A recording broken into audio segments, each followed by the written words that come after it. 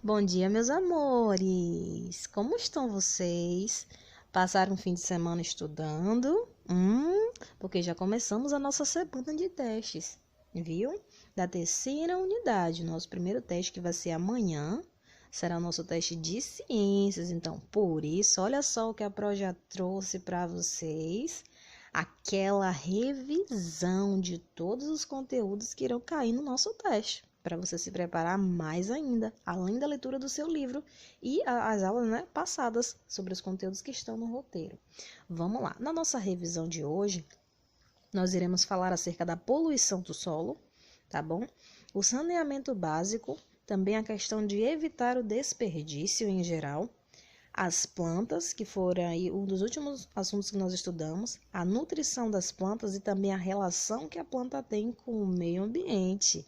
Esse último aqui é assunto novo, então vamos nos ligar, né, para a gente estar absorvendo cada vez mais.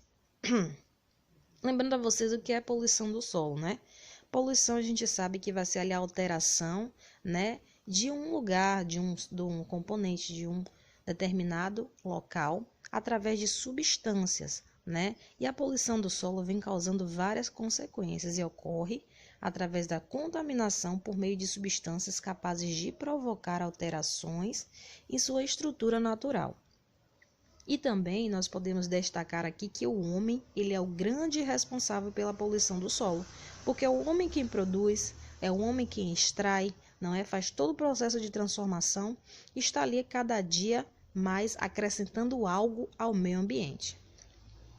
A poluição, ela vai ter as suas principais causas, né? As principais causas da poluição do solo são o acúmulo de lixo sólido, né? Seja ele de qualquer natureza, o uso de agrotóxicos em plantações que acabam ali de certa forma penetrando nos lençóis freáticos, né? Causando ali a contaminação do solo, descarte indevido de embalagens de plásticos, papel e metal, né?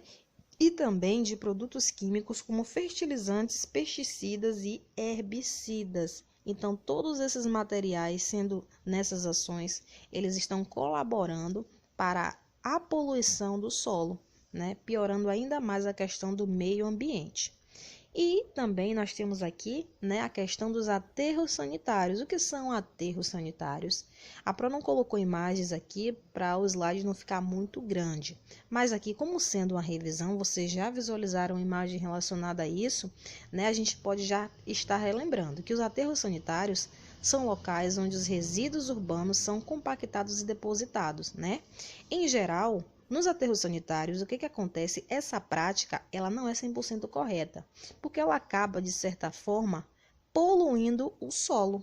Através de quê? Perceba, né? Em geral, nos aterros sanitários, não há qualquer forma de tratamento ou reciclagem. Os lixos são simplesmente depositados naquela cratera, são jogados, né?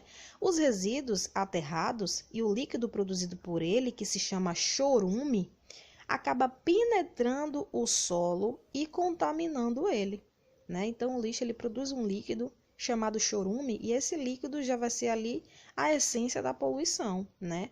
Que está ali em contato com o solo. Aí vem a questão do saneamento básico. O que é saneamento básico, meus amores? É o conjunto de medidas adotadas em uma determinada região, né? Que visa proporcionar uma situação de higiene e saúde para os habitantes. Então, saneamento básico não é só uma ação, e sim um grupo de ações, como o tratamento de água e canalização, né? Ali as vias de tubos, tubulações para que a água seja encanada, o tratamento de esgoto, limpeza pública e coleta de lixo. O órgão responsável pelo saneamento básico são as autoridades de um local ou de uma região, prefeitura, governo, né? Entre outras autoridades, pessoas representantes para a população que devem se preocupar, né, com a questão da saúde, com o bem-estar e promover essas ações, não é? E tem também a questão de evitar o desperdício. Ó, o lixo, como eu já falei para vocês lá em cima, né? Ele é a causa das ações humanas. E o lixo, ele continua sempre existindo. Depois que a gente joga ele na lixeira, que ele toma o seu destino, não tem como a gente não evitar a produção do lixo. Então, ele continua existindo. Mas o que nós podemos fazer é diminuir ali a sua produção. Em tempos de sustentabilidade, em consumo consciente, né, nada melhor é do que pensar de maneira eficiente e evitar o desperdício. Por quê? Porque além do desperdício, ele cuidar do meio ambiente, ele também vai estar relacionado à nossa qualidade de vida, porque a nossa saúde está diretamente ligada ao meio em que nós vivemos, né? Observe aqui quais são as dicas para que a gente possa evitar o desperdício. Poupar a água, que a gente está ajudando o meio ambiente desta maneira. Reaproveitar alimentos para não desperdiçar, né, com restos. Fugir das compras de roupas por impulso, né, o consumismo. Quando nós compramos muito, nós acabamos também gerando mais lixo. Desligar da tomada os aparelhos eletrônicos quando você não estiver usando. Sabe por quê? Porque a energia elétrica, para chegar na sua casa, ela utiliza fatores naturais, né? Então, para que a energia seja gerada, é extraído do meio ambiente. Então, quanto mais você puder economizar essa extração, né, você está colaborando também. Apagar a luz quando sair dos ambientes, adotar medidas educativas na sua casa, envolvendo toda a família num projeto de economia, todos devem pensar da mesma maneira. Senão não funciona, não adianta evitar a produção do lixo e o outro exagerar, né? A gente precisa também fazer pequenas porções de alimentos para evitar as sobras, para não estar jogando muita comida fora, né? E se sobrar, a gente congela, né? Caso não dê para congelar, transforma em adubo, né, para as plantas, e também armazenar alimentos já preparados em recipientes bem fechados e na temperatura adequada, para que eles não venham a estragar e sejam descartados, né? E o lixo urbano, ele possui diferentes origens. O lixo urbano é o lixo gerado na cidade. Ele pode ser classificado como lixo orgânico, que são ali restos de alimentos, folhas secas, cascas de frutas e de verduras, né? Esse lixo orgânico, ele pode ter uma destinação, não somente ser jogado nos aterros sanitários. Eles também podem ser utilizados como adubo no desenvolvimento ali, como alimentação das plantas. E tem também a questão do lixo tóxico. Esse lixo tóxico, ele na maioria das vezes não pode ser reaproveitado, né? Então ele precisa ser descartado, isolado, para que ele deixe de existir com muito tempo, né? E é chamado aqui de lixo tóxico, que são pilhas de baterias, tintas, né? E tem aquele tipo de lixo altamente tóxico que não pode ser realmente reciclado, como o lixo hospitalar e o lixo de laboratório. Aí vem a questão das plantas. As plantas, meus amores, elas também são chamadas de vegetais. Por que são chamadas de vegetais? Porque fazem parte do mundo vegetal. São seres vivos, mas esses seres vivos eles são pluricelulares, o que significa que a planta ela vai ser composta por várias células. É um ser vivo, sim, mas é um ser vivo diferente dos animais e também de nós humanos. Por quê? Porque as plantas elas não precisam caçar o seu alimento, não precisa ali ir em busca, porque ela mesma produz o seu alimento, né? E existe ali uma grande variedade de vegetais e também o conjunto de todas as plantas que caracterizam um local, um ambiente, né? Uma vegetação, vai ser também chamado de flora. Então, há diferentes floras relacionadas ali ao ambiente que existe as plantas. As plantas, elas realizam um processo chamado de fotossíntese, é um processo primordial, muito importante para o seu desenvolvimento. A fotossíntese é um processo realizado pelas plantas para produzirem o seu próprio alimento. E para que a fotossíntese aconteça, né, ela precisa utilizar componentes da natureza, fatores naturais, que são a água, o gás carbônico e a luz solar. Então, com esses três componentes, a planta, ela absorve, produzindo ali o seu alimento. Durante a produção de seu alimento, a planta também produz o gás oxigênio, que é o gás muito importante para para a nossa respiração, né? Para a nossa vida. Então, a planta, de certa forma, ela retira o gás carbônico da atmosfera e devolve o gás oxigênio nesse processo de fotossíntese. A planta ela se divide em algumas partes. Cada parte vai ter ali a sua determinada função. Observe uma coisa, sobre as partes de uma planta, a gente pode logo destacar a flor, porque a flor é a parte mais bonita, né? É tudo aquilo de lindo que a flor tem para nos mostrar. As flores são responsáveis por guardar as células masculinas e femininas de uma planta. Vocês sabiam disso? Pois é. E quando uma planta dá a flor, é porque ela já está em sua fase mais crítica, ela já está no seu auge. Sabe por quê? Porque ela se esforça muito, ela direciona toda a sua energia para esta atividade, para que ela possa ali gerar a sua flor mais bonita, dar o que ela tem de melhor para a natureza. E tem também o fruto, né? Os frutos são responsáveis por proteger a semente da planta, né, durante o seu desenvolvimento. E a semente é a parte responsável pela função de reprodução. Por quê? Porque a partir da semente irá surgir uma nova planta de mesma espécie. Então, é responsável pela origem, né, a continuidade da espécie das plantas do vegetal. E tem as folhas. A folha é uma das partes mais importantes, sabe por quê? Porque as folhas são responsáveis pela fotossíntese e pela respiração e também pela transpiração, que são ali as funções primordiais de um ser vivo vegetal. Como eu já falei para vocês, a planta ela também precisa de respirar e transpirar, além do processo de fotossíntese. E tem o caule. O que é caule? É a parte responsável pela sustentação da planta e pela condução das substâncias que devem ser levadas por todo o vegetal. Então, é no caule que nós vamos encontrar ali pequenos vasos, tubulaçõezinhas, né? Como se fossem veias que levam o alimento até o restante da planta, incluindo a questão da seiva, né? A seiva é o nome que o alimento da planta recebe. Tem a raiz, que é responsável pela fixação e a alimentação da planta, sendo também responsável pela absorção de sais minerais e da água, né? Que são ali bem necessários para a nutrição da planta. E o que é a nutrição da planta? Vamos lá, vamos relembrar. Para não estar botando imagem para esse slide não ficar muito grande.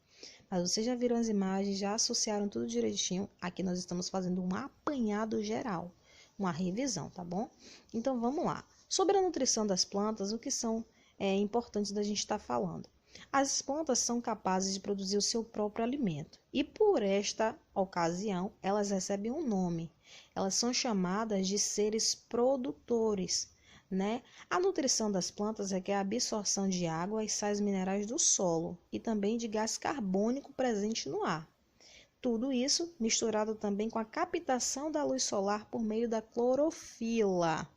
O que é clorofila? Botou até a coloração ali ao verde, para você lembrar que clorofila é uma substância verde que existe nas folhas das plantas. Então, também através da clorofila que a captação do sol vai ser realizada.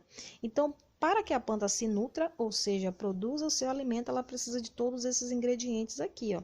Tá vendo? E tem a questão da seiva bruta e seiva elaborada, que são as duas formas de alimentação da planta. Ó, a água e os sais minerais que são presentes no solo são retirados pela raiz, né?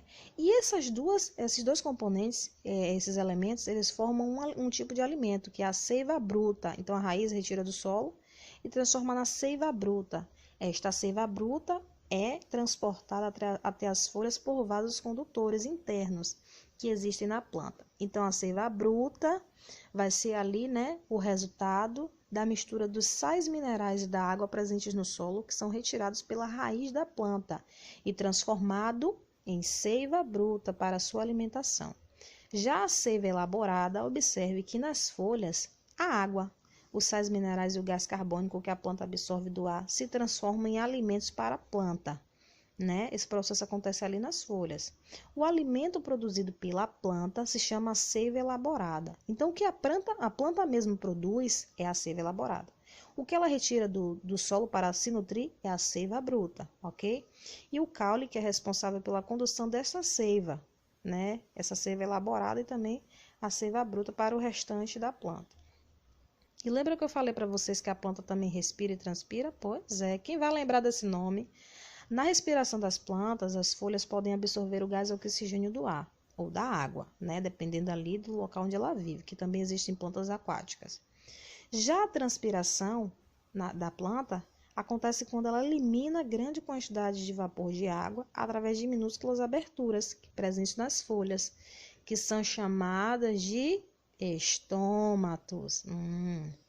E também sobre a nutrição das plantas, nós temos aqui nutrientes que são classificados de acordo com a sua necessidade para a vida das plantas. Eles podem ser classificados em macronutrientes e micronutrientes. O que são macronutrientes? Macro vem de mais, né?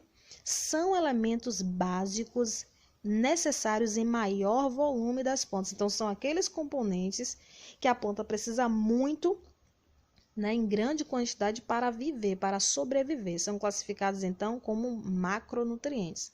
Nutrientes necessários para a vida da planta em grandes quantidades. Já o micronutriente, já vem de micro, são utilizados em pequenas quantidades pelos vegetais, já vai ser o contrário. São nutrientes que são necessários sim para a vida da planta, mas em pequenas quantidades, né? E as plantas, elas sofrem adaptações. Para se nutrirem, para realizar ali todo o seu processo, muitas vezes as plantas precisam se adaptar ao meio em que elas vivem. Observe aqui que existem algumas plantas com características próprias para a sua nutrição. Essas características são adotadas de acordo com a adaptação do meio em que elas estão inseridas. Podem ser classificadas como epífitas, aquáticas, plantas que vivem em locais muito secos, que nós costumamos chamar de cactos, e também as parasitas e as carnívoras. Vamos relembrar aqui cada uma delas, ó. As epífitas, elas se encontram em locais com formações vegetais muito densas e por isso elas se instalam em cima de outras plantas, para que desta maneira ela possa receber melhor a luz solar, né? Então lembra daquelas plantas que ficam acima de outras, elas fazem o seu processo sozinhas, elas se alimentam, faz tudo direitinho, não tira nada de ninguém. Ela está ali vivendo, né, em cima de outra planta porque ela é pequenininha, ela precisa captar a luz do sol. Então, são chamadas de epífitas. Já as plantas aquáticas são aquelas que requerem adaptações especiais para viverem submersas em água. Porque, né, essas plantas elas consomem o gás oxigênio que está lá presente na água. Para você ver, na água também tem gás oxigênio, tem gás carbônico, tem tudo. E as plantas aquáticas são as plantas mais importantes do nosso planeta. Sabe por quê? Porque elas produzem ali cerca de 70 a 90% do oxigênio que está na nossa atmosfera. Então, a maior parte do oxigênio produzido vem do mar, dos rios, né, de plantas submersas sobre a água. E vem também as plantas que vivem em locais muito secos, que são desérticos, que nós chamamos ali de cactos, né? Esse tipo de planta devolve uma estrutura muito diversificada, muito diferente, para que ela não venha fazer ali a perda da sua água, então, ou seja, a sua transpiração. Por isso, as folhas elas se apresentam de forma de espinhos e os caules armazenam água e as suas raízes são adaptadas de modo que busquem a água, né, de modo subterrâneo. Não é que nesses locais não existem água. Sim, existem, mas esses locais são muito secos, as águas são mais profundas. As plantas carnívoras ou insetívoras são aquele tipo de planta que não conseguem retirar do solo todos os seus sais minerais, tá? Que são necessários para o seu desenvolvimento. Por isso, essas plantas elas são obrigadas, elas se veem na posição de capturar pequenos animais, insetos, aracnídeos e até mesmo répteis, ou anfíbios e aves, né? Para que desta maneira ela possa completar a sua nutrição e adquirir aqueles nutrientes que ela precisa para o seu desenvolvimento. E tem a questão das plantas parasitas, que são assim chamadas porque elas não produzem o seu alimento. É a única planta que não consegue produzir o seu alimento sozinha, né? Mas elas retiram de outras plantas o que precisam para sobreviver. As plantas parasitas se instalam, né, em outras plantas e começam a sugar a sua seiva. E essas plantas que abrigam as parasitas recebem um nome, que são chamadas de hospedeiras. E também, meus amores, tem a questão da planta e o meio ambiente. Qual é a relação que a planta tem com o meio ambiente? Observe uma coisa. É possível observar que as plantas elas percebem mudanças na luminosidade do ambiente. Pois é, vocês sabiam disso? Que ela consegue perceber se está claro ou se está escuro? Identificam também o sentido vertical, ou seja, a maneira como ficam em pé, e também procuram água. As plantas procuram água, a sua raiz se mexe. Você sabia disso? Ela vai buscando. Então, a planta ela está ligada ao meio ambiente. né? A percepção da planta com a luminosidade, nós podemos perceber que recebe um nome. Se chama fototropismo. A Pro ia botar de vermelho ali, não botou.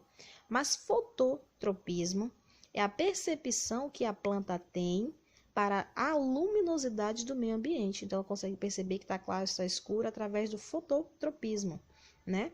Além disso, a maioria das plantas se expandem, né, as suas folhas, suas folhas e seus... A Pro colocou folhas 2 vezes. As suas folhas e suas flores, perdão, durante o dia. Então, as plantas elas conseguem ali perceber que está claro, então elas se abrem para captar melhor a luz do sol e elas acompanham a luz do sol. Vocês sabiam disso? Que uma planta ela se vira para a direção em que a luminosidade solar está. Pois é. E à noite elas se fecham, né? Porque já percebem que está escuro. É possível dizer também que as plantas identificam o sentido vertical, sabe por quê? Porque se a gente enterrar uma plantinha com a raiz no sentido horizontal, ou seja, ela deitada, em seu desenvolvimento, sabe o que vai acontecer? Essa plantinha não é boba não, viu? Ela vai se virar para o sentido vertical, ou seja, ela vai ficar em pé, devagarinho, devagarinho, no seu tempo, ela vai ficando ali na sua posição original. A planta ela também consegue procurar água, ó, se direcionando, né, com a sua raiz aos locais onde há mais água. Ela percebe, sim. Ela consegue, ela não tem olhos, mas ela tem sentidos. Então, aonde a água está, ela vai em busca desta água. Embora esses acontecimentos possam ser percebidos, né, as plantas, elas se comparadas aos animais, ou seja, fazendo ali as relações, nós podemos ali perceber que as plantas estabelecem uma relação muito menos diversa entre elas. Ou seja, não há aquela cooperação, aquela ligação toda entre um vegetal e outro, né? E muito menos com o ambiente ou com os outros seres vivos. As plantas, elas vivem de maneira independente. Elas têm todo o seu ciclo, tudo direitinho, né? Vivem, elas se reproduzem, mas elas não têm aquela relação completa com outros seres vivos. Ela está ali para viver, né, a sua vida e seguir o seu curso na natureza, contribuindo para os ciclos. Meus amores, essa aqui foi a nossa revisão de ciências, tá bom? Espero que vocês tenham gostado. Estudem direitinho, se esforcem, tá bom? Para responder o teste de maneira tranquila. Ok? Vou deixar um intervalinho aqui. Tem mais aula hoje ainda, viu? Tem sim. Vamos lá.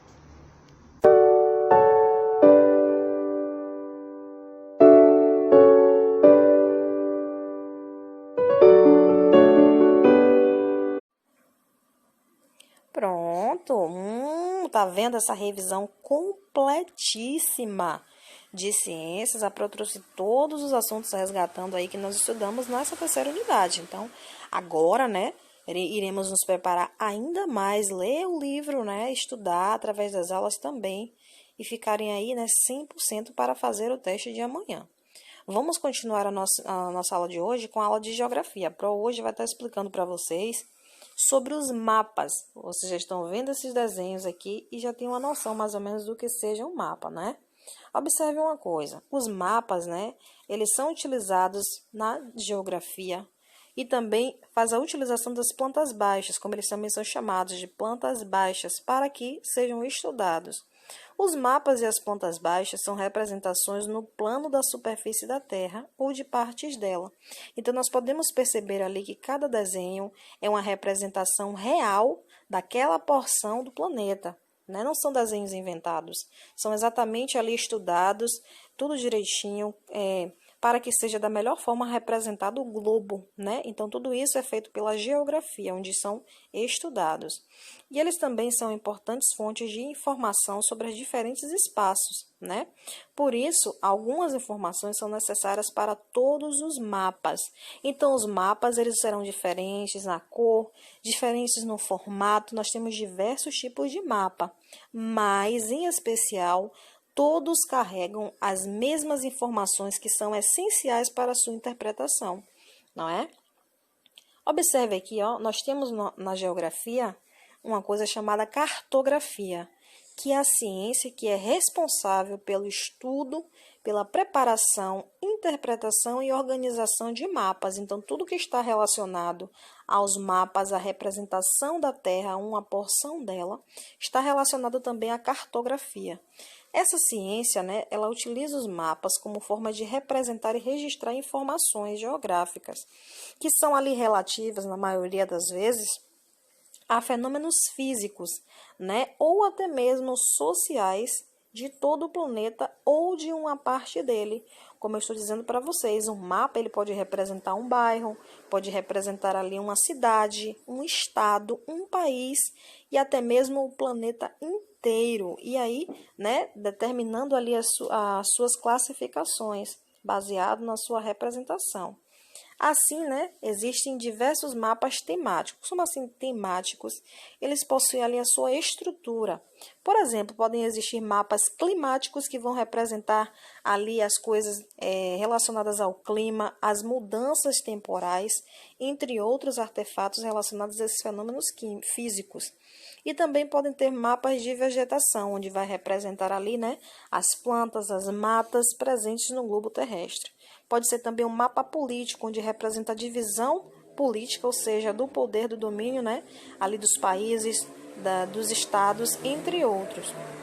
Cada mapa deve registrar informações específicas, como quais são essas informações que todo mapa precisa ter. O título, precisa ter também a escala, a legenda, a rosa dos ventos. Lembra da rosa dos ventos, meus amores? Também todo mapa deve vir com a rosa dos ventos, para indicar ali as direções, uma fonte, os símbolos, datas e orientação espacial. Observe aqui nesta imagem que vocês estão vendo, nós temos aqui um mapa. Este mapa está representando o nosso país, o Brasil. E como todo mapa, ele precisa ter um título, né? O título desse mapa é a Unidade de Conservação, Parques de Reserva Nacionais. E depois do título, ele precisa ter uma escala. A escala, ela indica a relação, né, entre o tamanho do espaço real, ou seja, como é realmente o tamanho do Brasil, né, e também entre o tamanho representado no mapa. Vocês sabiam que o mapa, ele foi todo feito direitinho, nas proporções corretas do tamanho real? Pois é. E também todo mapa ele precisa ter uma legenda. A legenda é representada, tá vendo esse quadradinho aqui? Esse quadradinho branco abaixo, tá vendo com essas informações? Este quadradinho é chamado de legenda. Na legenda, né, nós vamos perceber que ela significa, né, além dos símbolos ali utilizados, ela vai significar cada partezinha através das cores. Né? Nós temos ali a cor verde. O que é a cor verde? Que lugar é este? Então, aquela legenda vai indicar, né, a cor e vai relacionar ao ambiente, ao espaço. Todo mapa também precisa ter a rosa dos ventos, tá vendo?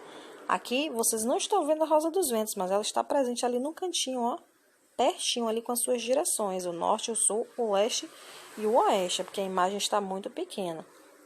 Todo mapa também precisa ter uma fonte. O que é fonte, Pro? A fonte, ela vai mostrar de onde foram retirados os dados, né?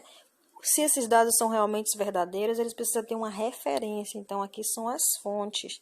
Tem também os símbolos, não é? Os símbolos, eles são ícones, né, em desenhos, que são representados por imagens ou cores que aparecem nos mapas para representar informações e dados específicos, algo que seja ali determinado daquela região.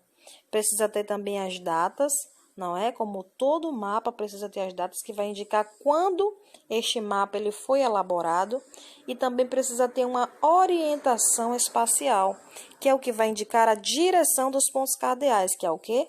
A rosa dos ventos. Tá vendo, meus amores, que interessante a questão dos mapas? Esta aula de geografia vai ficar bem brevezinha, porque nós vamos nos preparar para a nossa aula, nosso teste de ciências amanhã, viu? Então, por isso, a Pro hoje vai passar uma revisão de ciências no caderno para vocês estarem aprofundando ainda mais os seus conhecimentos, tá bom? E eu vejo todos vocês amanhã, hein? Tiver dúvida sobre aí o assunto, pergunta para a Pro hoje, tá bom? No PV, porque no momento do teste a Pro não vai poder ficar tirando dúvida do assunto com vocês, ok? Beijo, estou aqui, viu?